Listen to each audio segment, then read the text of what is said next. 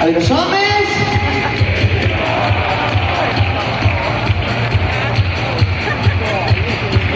Está o señor Crespo, o noso alcalde, que pareceu máis unha galiña que carexando, con isto que